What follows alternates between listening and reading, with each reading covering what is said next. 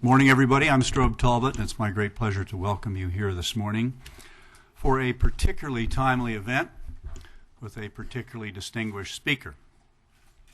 Steny Hoyer has seen his share of elections, and he's won a share as well, at least 13 by my count, going back more than a quarter of a century to 1981 when he was first elected to Congress. Last November was a little bit unusual for Mr. Hoyer. He won 2 elections in November. One, the good people of the 5th District of Maryland re-elected him to represent them in the House of Representatives. And 2, his Democratic colleagues in the House of Representatives voted him to be their leader. Mr. Hoyer is going to be speaking us today about Iraq. He has made 3 trips there since the current war began, which was almost 4 years ago. This is obviously an issue of huge importance to all of us in this country, and I would say it's of huge importance to the world. We're certainly giving it a lot of attention and energy here at Brookings. Our Foreign Policy Studies program has recently launched an extensive examination of President Bush's new policy and military initiative. And next Monday, the Saban Center on Middle East Policy here at the Brookings Institution is going to release a report titled Things Fall Apart, containing the spillover from an Iraqi civil war by Dan Byman and Ken Pollack. The founding director of the Saban Center, my friend and colleague Martin Indyk, has agreed to moderate a discussion with Congressman Hoyer after he concludes his remarks to us in just a few minutes. But before turning the podium over to him, I would like to add one more note of introduction about a gentleman who can now be addressed as Mr. Leader. Several of us in this room remember vividly his leadership on the Hill, even when that word was not formally capitalized in a title that he bore. I'm thinking particularly about the 1990s, when the United States had to use military force to end genocide and ethnic cleansing in the Balkans. Mr. Hoyer is a longtime champion of human rights and the effective use of American power, both hard and soft. He was an outstanding chair of the Helsinki Commission, and he was, back in the 90s, a crucial source of wise counsel and, when the chips were down, steadfast support.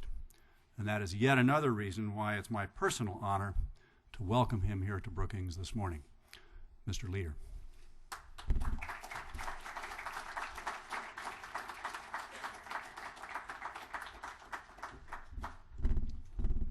Thank you very much, Mr. Secretary, and I want to thank all of you for being here. Ambassador Indyk, it's always a pleasure to be with you, sir. 1 week before President Bush launched Operation Iraqi Freedom, I delivered a speech at another Washington think tank explaining why I had supported the House Joint Resolution 114 in October of 2002. That resolution, of course, authorized the President to use military force against Iraq to protect our national security. I recognized then, as did virtually every other member of Congress, that Saddam Hussein was a brutal tyrant who terrorized his own citizens, attacked neighboring states, and threatened international security and stability.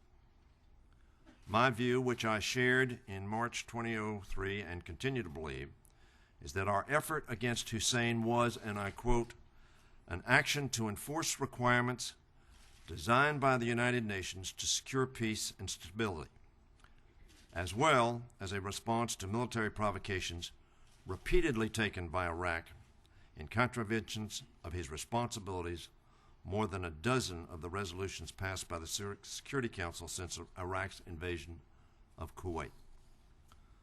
Thus, I believed then, as I continue to believe today, that the international community, not only the United States, Britain, Australia, and a handful of other nations, had a collective responsibility to ensure that Hussein's regime abided by its international commitments. The Bush administration's decision to base military action against Hussein on a preemption theory due to his alleged possession of weapons of mass destruction, in my opinion, was a mistake. And I made that view known to then National Security Advisor Condoleezza Rice at a White House meeting on February 5th, 2003, the same day that then Secretary of State Powell was making his presentation to the United Nations. I argued to Dr. Rice that acting against Hussein, who defiantly and flagrantly breached his international obligations, was a justified enforcement action. As such, the onus for enforcement rested on the nations of the civilized world. Instead, of course, the administration chose to act under a preemption theory, discovered that Hussein, in fact, did not have weapons of mass destruction, and now, in the eyes of the world, is generally regarded as bearing sole responsibility for the aftermath we now see in Iraq. I offer this explanation of my vote for two reasons. First, because I feel so strongly that the entire civilized world has a collective obligation to act against an international lawbreaker who threatens peace and stability. And second, because despite these strongly held views, I would not have supported House Joint Resolution 114 had I known then what I know now, that the United States of America could and would prosecute a war and manage a nation-building effort in such an incompetent, arrogant, unplanned, and unsuccessful manner. Even President Bush seemed to acknowledge this point in his State of the Union address on Tuesday, when he said to members of Congress, and I quote, "Whatever you voted for, you did not vote for failure. Make no mistake, our men and women in uniform have done everything that has been asked of them since the beginning of this war, from decisively disposing of Hussein's government and defeating and disarming the Iraqi army to working nonstop to train and stand up new Iraqi security forces. However, their efforts stand in stark contrast to the stunning ineffectiveness at the highest reaches of the United States government. From the very outset, our effort has not been commensurate with the threats asserted by the President or the objectives established by him. I believe the administration's Iraq policy is the most incompetent implementation of American foreign policy in my lifetime. And when the history of this war is recounted, I believe one colossal misjudgment will stand out: the failure of the administration to heed the advice of military experts to put enough troops on the ground at the outset of hostilities to secure and stabilize a nation of 26 million people. We launched Operation Iraqi Freedom with enough troops to win the war, but too few troops to win the peace, a point that I have made repeatedly since the beginning of this war. As the journalist Tom Friedman has observed, and I quote, "If we're in such a titanic struggle with radical Islam, and if getting Iraq right is at the center of that struggle, we did, the Bush administration, fight the war with the Rumsfeld Doctrine, just enough troops to lose, and not the Powell Doctrine of overwhelming force to create the necessary foundation of any democracy-building project, which is, of course, security." The one person who had the temerity to speak up publicly and essentially endorse the so-called Powell Doctrine, former Army Chief of Staff Eric Shinseki, was ignored and subsequently replaced. Indeed, when the United States went into Kosovo in 1999, we used 40,000 troops to quell violence and protect a population of 2 million people, less than 1/13 the population of Iraq. Under that calculation, we needed well over 500,000 troops in Iraq, as many as we deployed in our 1991 effort to expel Saddam Hussein from Kuwait. There are no two ways about it. This administration's failure to put enough boots on the ground at the outset of this war has left us in a place we find ourselves today, having to choose the least bad of the alternatives available. Meanwhile, Iraq is on the verge of becoming one of the world's worst refugee crises, with more than 2 million displaced Iraqis and 1,500 fleeing daily. Unfortunately, though, there have been many other serious misjudgments and miscalculations by this administration, all of which now explain and fuel the deep bipartisan skepticism the administration's recent proposal to escalate our presence in Iraq by deploying an additional 21,000 plus troops. The cost of this misadventure, which stands now at nearly $400 billion, were grossly underestimated. And the administration is now preparing another emergency supplemental appropriation of more than $100 billion. The administration initiated this war before making alternative plans to shut off escape routes to the north. For after the Turkish government refused us passage through their country, no alternative plans were made to shut the back door to Baghdad. It had no plan for quickly getting Iraq's infrastructure built or repaired, and failed to provide electricity and other services which would have substantially undermined the insurgents' ability to prey on the unrest of the populace.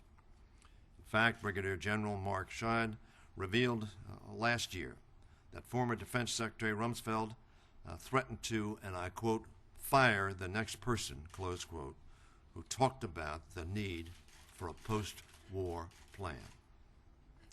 Furthermore, the administration failed to properly equip our own troops with the protective gear and equipment they needed and deserved. It fired police and security forces and oil workers, which only increased instability and deepened resentment.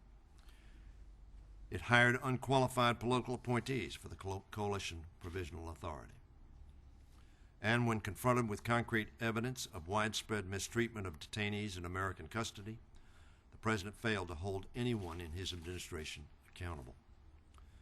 The detainee debacle betrays our values, undermines our credibility, harms our efforts in the war against terror, and endangers our own troops. As Colin Powell has lamented that, and again I quote, the world is beginning to doubt the moral basis for our fight against terrorism. Now, given the gross miscalculations by the administration in prosecuting the war and handling the reconstruction effort, and given the spiraling violence in Iraq, one can understand the enormous bipartisan skepticism about the President's escalation proposal on Capitol Hill, in the Pentagon, and across the nation. Senator Hagel called this a, quote, dangerously wrong-headed strategy that will drive America deeper into an unwinnable swamp at great cost, close quote. And even General Abizaid told the Senate Armed Services Committee that, again quoting, more American forces prevent the Iraqis from doing more, from taking more responsibility for their own future. I believe that the President's so-called new strategy is really little more than stay the course. The President has, on at least 2 occasions, increased and decreased troop levels several times during this war, and the situation has deteriorated. In every instance, the response has been too little, too late. I hope that the new strategy works. Presumably all of us do. But based upon the facts and record before us, my expectations and the expectations of the Congress and the American people are not high. Furthermore, I believe that this latest proposal places far more confidence in the leadership of Prime Minister Maliki than his record of competence and cooperation merits. It is reported that Maliki made perfectly clear during his November 30th meeting with President Bush that he wanted U.S. troops out of Baghdad, flatly rejecting an escalation, and then failed to show up at a press conference in support of the escalation, waiting instead a full 48 hours before commenting on the presidential plan. Next week, the Senate will likely vote on and pass a bipartisan resolution that makes clear that we need a real change of course, that the President's escalation proposal does not serve our national interest, that the Congress unconditionally supports our troops, and that the international community must embrace its responsibility in Iraq. Let me repeat that last sentence. The international community must embrace its responsibility in Iraq. The House will debate a virtually identical resolution in the days ahead, and my expectation again is that the House will pass such a resolution with bipartisan support. Beyond this resolution, though, our goal in the House is to conduct the kind of oversight of the President's policy that has been sorely missing during the nearly 4 years of this war. Democrats intend to hold this administration accountable. The American people expect no less. Step one is hearings, a lot of them. We expect dozens across the Intelligence, Armed Services, Foreign Affairs, Appropriations, and Government Reform Committee, and perhaps other committees as well. We will call a broad array of witnesses. Based upon the information and ideas developed in these hearings, we will then explore appropriate ways to affect the policy and strategy being pursued in Iraq. Possible vehicles include the upcoming supplemental, the Defense Authorization Bill, the State Department Authorization Bill, and possibly a revised authorization for the use of military force in Iraq that more accurately reflects the mission of our troops on the ground. Whatever the decision is made, there are several key questions that must be answered by the President. First, the President has said he intends to hold the Iraqi government to certain security, political, economic, and regional benchmarks. He should certify to the Congress that Maliki is indeed meeting these benchmarks. Secondly, the President has consistently failed to answer what our ultimate goal is for Iraq. It is time for us to demand clarification of how long he intends to keep U.S. troops in Iraq and to make clear whether he does or does not have plans for permanent bases. And finally, we should call on the President to explain how he will expand his diplomatic strategy in the region through bilateral talks, sustained multilateral engagement, and creative new initiatives to advance the stabilization and reconstruction of Iraq. Some claim that the Democrats do not have a plan for a way forward in Iraq. I believe that's not true. In fact, Congressional Democrats have united around three basic propositions for months. First, we must shift greater responsibility to the Iraqis for their security and transition the principal mission of our forces from combat to training, logistics, force protection, and counterterrorism. Second, we should begin the phased redeployment of our forces within the next 6 months. And third, we must implement an aggressive diplomatic strategy, both within the region and beyond, which reflects the continuing obligation of the international community to help stabilize Iraq and which assists the Iraqis in achieving a sustainable political settlement.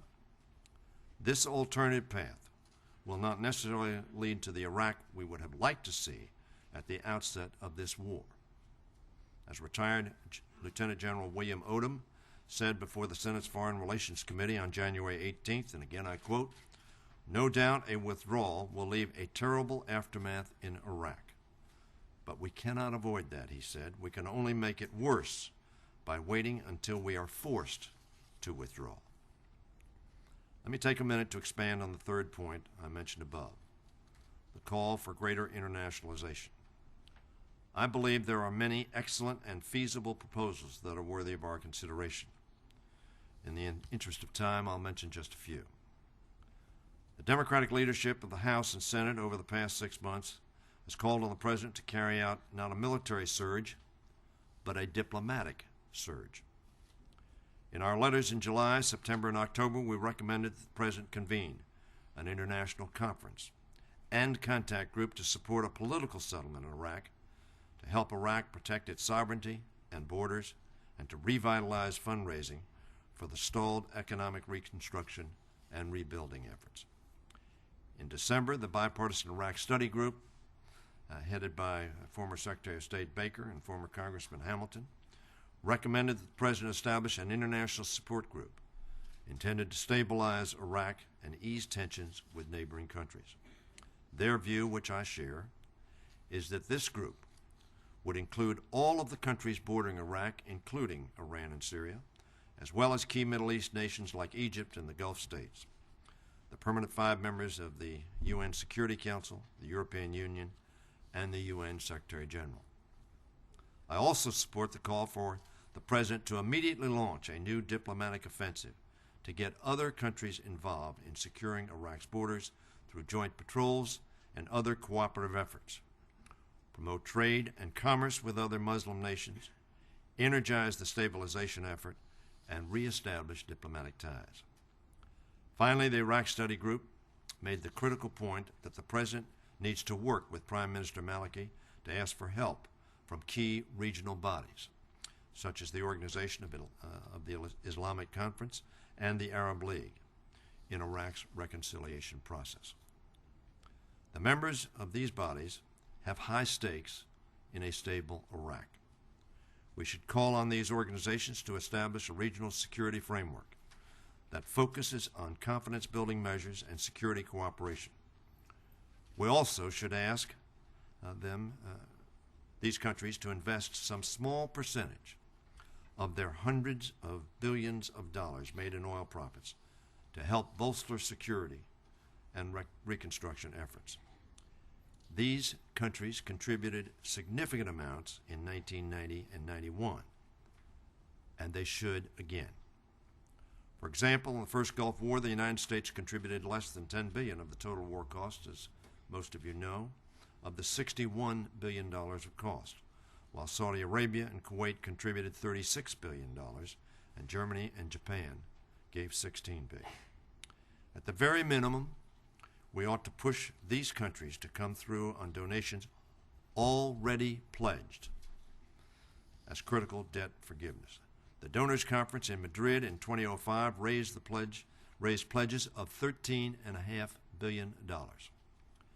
But to date, only $3.5 billion, less than a third of those pledges, has been paid. Many scholars have called for a Dayton-like peace conference, an idea I support. Frankly, it is time for the President to accept that we are no longer involved in a nation-building exercise. We are involved in a conflict resolution, and there is no better means for resolving such conflicts, especially escalating civil wars that run the risk of becoming genocide, than to convene an international conference to achieve a cessation of violence and advance reconciliation. In my view, it would only help the United States' reputation abroad if we were to step up and announce such an effort. I urge the President to do this. I would propose that the conference be carried out under UN auspices, with robust involvement from various Iraqi factions, neighboring countries, key Middle East nations, the European Union, and others, with the hope of brokering deals on securing Iraq's borders, disbanding militias, finalizing the Constitution, establishing divisions of power and oil resources, and other outstanding issues. Let me conclude by saying that the debate over Iraq during the last 4 years has focused largely on the miscalculations of the Bush administration and our intelligence community regarding the presence of weapons of mass destruction in Iraq, and on the President's factually unsupported claims that there was a connection between al-Qaeda and Iraq. I say that not to minimize the administration's fateful errors, which of course I discussed, but to reaffirm what I believe to be important principles for the maintenance of international security and world peace. Indeed, while the world can and should critically evaluate the administration's flawed execution of this war, we cannot and must not ignore the central argument that our action was, in part, a consequence of the international community's failure to act multilaterally. The United Nations repeatedly threatened Hussein with, and I quote, serious consequences, and overwhelmingly concluded that he was not in compliance with UN-imposed conditions. But the UN only talked in the face of international violations, even though history demonstrates that vacillation only emboldens those who seek to rule through force and terror. Although I've leveled tough criticism of the international community today, I strongly believe the United States' national security interests are directly and importantly served and strengthened by participation in international organizations. In fact, in my opinion, that is the only course that we should follow. I do not mean that there are not times when we can act on our own, but the first choice, the important choice, will to be acting multilaterally. The United States of America should abide by its treaty obligation and pay its dues, of course, to the United Nations on time. The essential problem, as I've outlined today, in my opinion, is that the UN has too often failed to live up to its charter, to support efforts, quote, to establish conditions under which justice and respect for the obligations arising from the treaties and other sources of international law can be maintained. That is its purpose and its charter. When that charter was signed in San Francisco nearly 62 years ago, President Truman called it, and again I quote, a declaration of great faith by the nations of the earth. Faith that war is not inevitable, faith that peace can be maintained. And then Truman added, if we had this charter a few years ago, and above all the will to use it, millions now dead would be alive. If we should falter in the future in our will to use it, millions now living will surely die. That closes Truman's quote. It is as applicable today as it was 62 years ago. It is the duty of the entire civilized world to enforce the principles enunciated in the UN Charter. I am committed as a leader in the United States Congress to doing my part, and I am hopeful that the United Nations, under the leadership of the new Secretary General, with whom Speaker Pelosi and I met last week, will step up as well. In January 1991, on the eve of the first Gulf War, the first President Bush said, and I quote, what is at stake is more than one small country.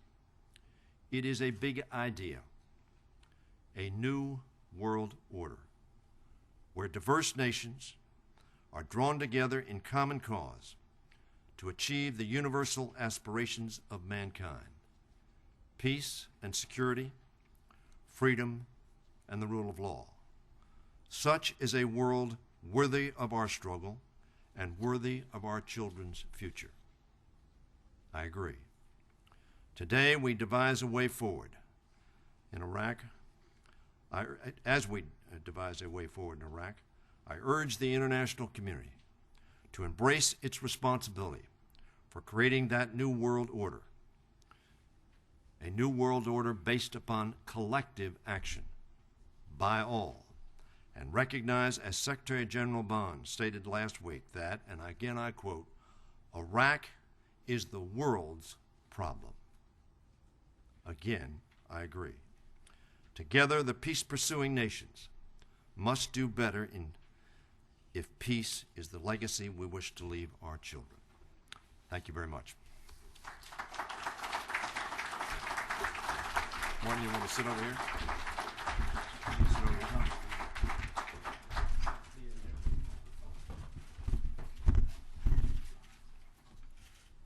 One more? Here.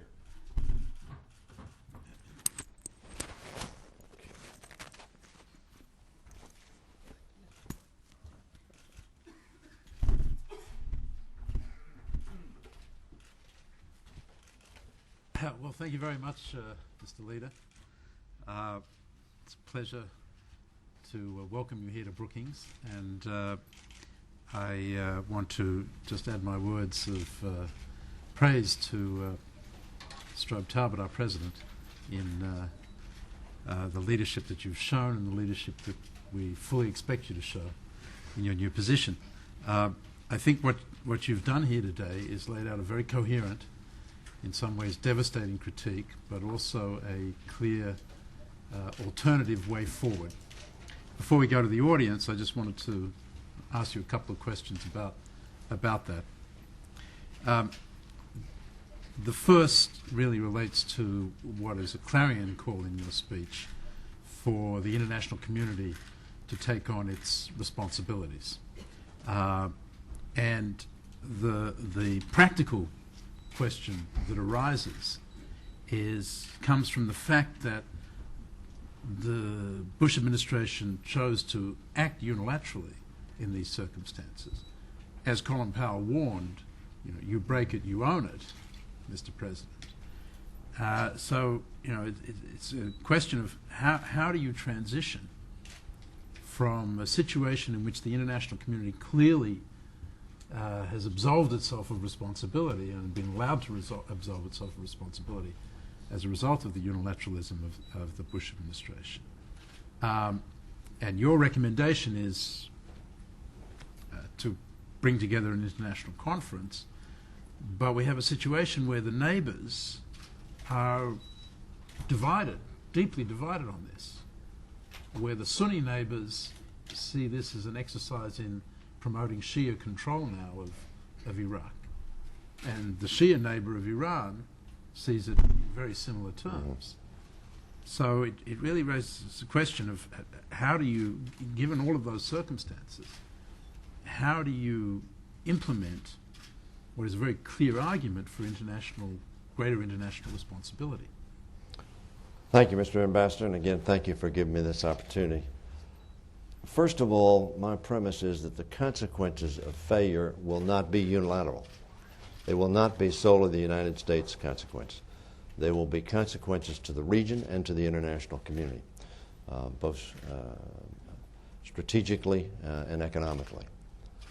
As a result, it is my view that, and why I quoted the Secretary General at the end, it is his premise, stated last week in the meeting that I referred to, that this is the whole world's problem. I believe that's the case. And if we're going to solve this problem, I think we have to engage the United Nations and the world community. A unilateral solution by the United States is not at this time possible. So that notwithstanding the fact that the world looks at this as the United States problem, Secretary Powell, you broke it, you own it, that is a reasonable response. But it is an unreasonable response if one wants to protect its interest, whether you're in Europe, in the Middle East, or any place else in the world, and want to have stability in the Middle East. It's also, you mentioned, those with whom I've talked do not believe that Iran wants a war with the majority Sunni population in the Arab world. It's my premise that the Saudis and the Egyptians don't want a war either to protect the Sunnis from the Shia in Iraq, so that they have an interest in stabilizing this situation, notwithstanding the fact that they have differences of why they want to stabilize it. Some postulate, of course, that Iran believes that we are carrying out its objectives in protecting the Shia population, the Maliki government, Sadr and his militia. I think we need to engage the international community on the premise that failure, and by failure I mean the full-blown civil war, I mentioned genocide, mass killings that might occur, and destabilizing oil supplies, maybe destruction of oil distribution, not just in Iraq, but perhaps consequentially in other neighboring states, is not in the best interest of any of those entities. I think that's how you have to encourage us getting beyond, and what I've tried to make the premise is, yes, I've been critical of the Bush administration, but I'm equally critical of the international community's failure at the outset to engage this issue, which left a vacuum. That's not a rationalization for the action we took, but I think it is a reason. I've been very critical, for instance, of the United Nations in Africa, where millions of people have died over the last decade while the UN talked about what action it ought to take. Sudan, Darfur being the most immediate examples. Just to follow up on that, I think your colleague Senator Biden, Senator Rockefeller, in the wake of the President's surge strategy speech, expressed real concern that the administration was now headed into a confrontation with Iran and kind of put down some markers there. Do you share that sense that we taking the gloves off against Iran now, which is a very different approach to what you were suggesting in terms of bringing them into some kind of regional dialogue? Are you concerned that we're now headed towards potentially another war in the region with Iran this time? Mr. Ambassador, I'm of the age that I remember John Kennedy's observing that, I figured I can't call the marshal's name right now. I was asked, how did the First World War start? And his answer was, if we only knew. These tend to develop in ways that you do not expect. And therefore, I think we need to be very, very careful as we move forward on this, and why it's so critical to engage the rest of the world so that we minimize the chances of unexpected consequences. So I believe that when Secretary Baker, for instance, says it is not a sign of weakness to talk to those with whom you disagree and who may be dangerous to you. He pointed out that he talked to the enemies of the United States on a regular basis, not because he was prepared to withdraw from our positions or to undermine our security, but because he thought it important that both sides know where they were. Some speculate that one of the reasons that Hussein went into Kuwait, he was unsure whether we would respond. That is a dangerous situation, and therefore I believe that to avoid the unplanned and unforeseen escalation, you need to have a broader dialogue and involve the multilateral region as well as the regional community. Okay, thank you, sir. Let's go to questions, and I would ask you first of all to wait for the microphone when I call on you, and secondly to identify yourself when you ask your question of the leader. Yes, please. Thanks. My name is Barry Porster. I'm from the World Socialist website. Congressman, it seems to me in reading your remarks that in the end you are critical of the conduct of the war, not because the invasion and occupation were either wrong or illegal, and the Security Council did not support the invasion, and preemption, which you say is a mistake, is, I believe, really a violation of the Nuremberg principles. But in the end, you're critical because it hasn't worked. And I'd like you to respond to that. I think that's, there's much truth in that in terms of that being my position. As I posited, I believe that action against Saddam Hussein was justified. I believe the United Nations should have taken that action. They failed to do so. In too many instances, they failed to do so. You heard that I was chairman of the Helsinki Commission for the last 5 years of the 80s and the first 4 years when we had the hostile takeover of the organization of which I'm a member. I no longer was chairman, but as chairman of the Helsinki Commission, we had literally scores of hearings about Bosnia and about the Blue Helmet observation of the ongoing genocide that was occurring, but that was not being stopped. I was, as you heard, Mr. Talbot, a strong proponent of U.S. action. President Clinton ultimately through the Dayton Peace Accords, was able to bring that matter to not a close. We still have people on site. But I think the basic premise of your question is accurate. I think that it was, I voted to authorize, as you know and may know, in 1998, the Congress almost unanimously, over 350 votes in the House and unanimously in the United States Senate, passed a resolution saying that it was the policy of the United States to remove the Hussein regime because of the human rights violations he was visiting on his people and the violation of international conditions that have been imposed upon him and the violations of international law. But I have, as you point out, been very critical both of the administration's conduct, which, as Tom Friedman says, was the Rumsfeld doctrine, just enough to lose. And I think that that failure is what put us where we are today.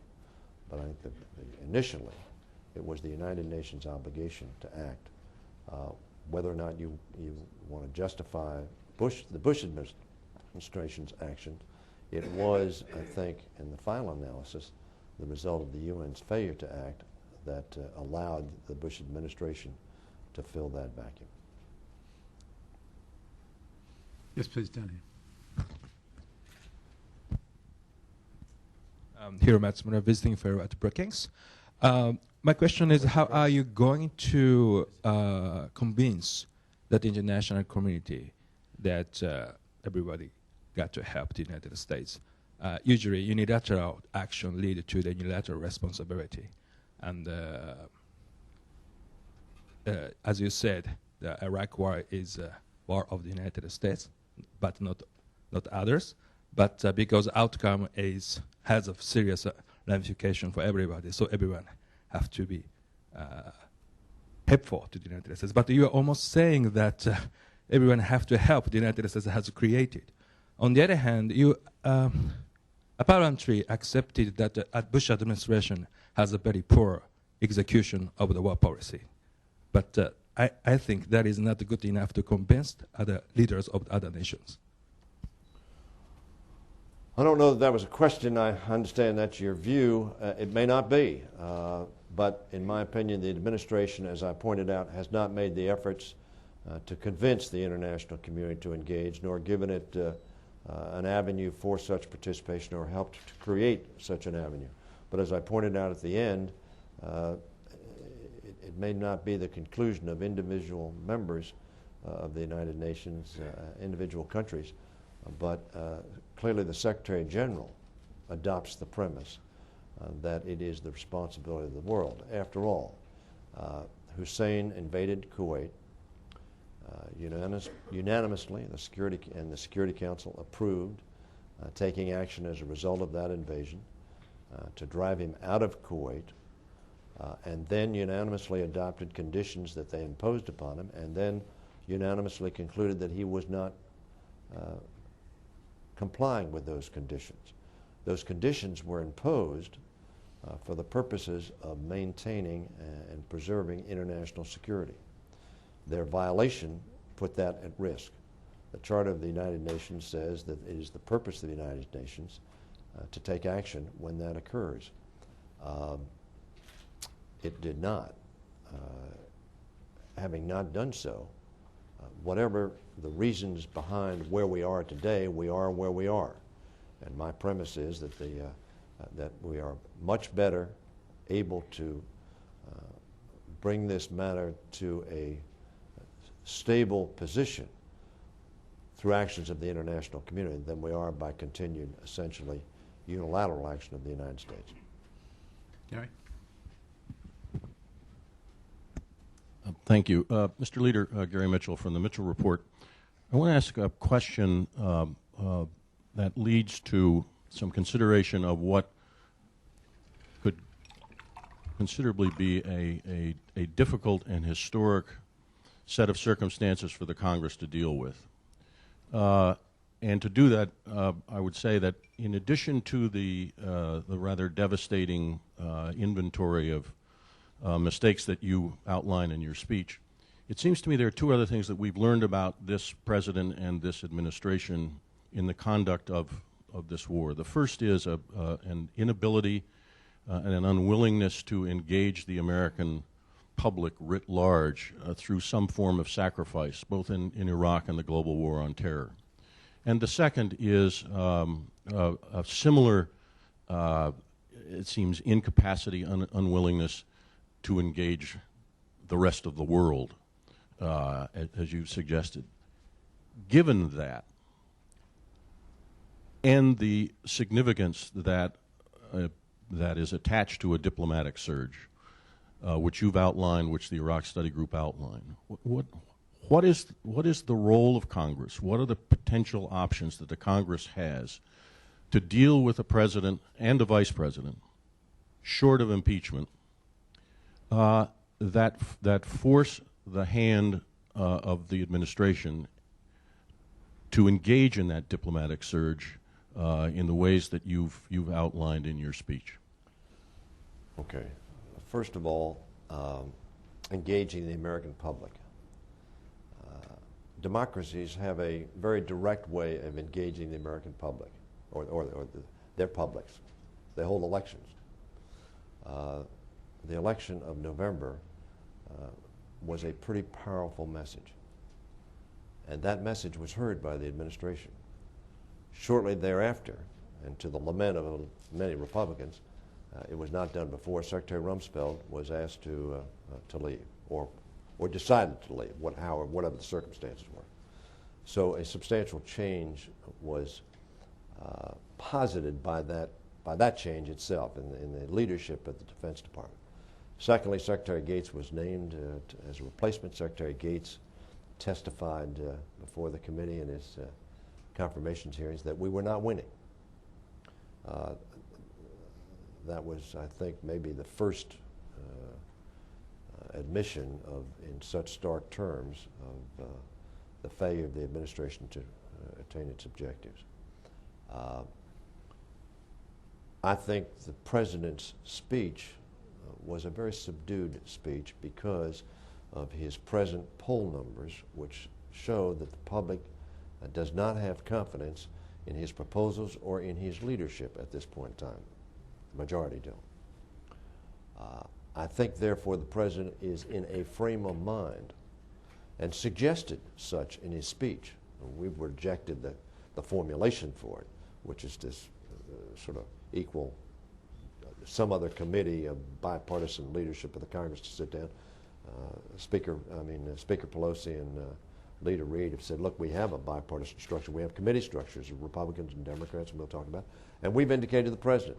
Speaker Pelosi and I had lunch with the president, indicated we wanted to work in a bipartisan way on many problems, and we are prepared to sit down and discuss this as well.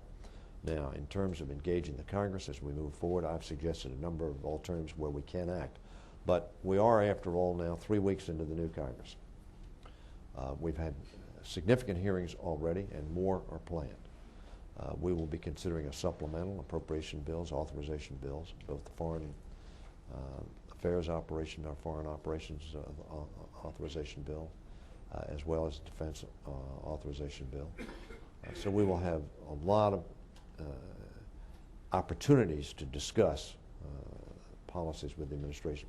In terms of engaging the diplomatic community, I think that now is a drumbeat from both Republicans and Democrats. And in terms of impacting on the president, I think the fact that the questions that are being raised are not being raised simply by partisans. I don't mean BY as opposed to BI, partisans. It is being raised by Republicans as well in pretty stark terms. Senator Hagel has been as tough as any Democrat on this issue. It is a serious engagement. Senator McCain on the other side and Senator Lieberman, bipartisan basis, have raised the issue of consequences. I share their view that the consequences of immediate withdrawal or failure are going to be significant and adverse, and we need to be very aware of those, which is why I believe it's so important to engage neighbor nations and the wider international community in trying to work with us to stabilize and bring security to avoid the worst consequences of U.S. unilateral withdrawal. But the bottom line is, I think the context of the discussion has been very greatly changed by the November elections. Mr. Majority Leader, I have to any go. more questions, but we promised that we'd let you go at 11. I apologize.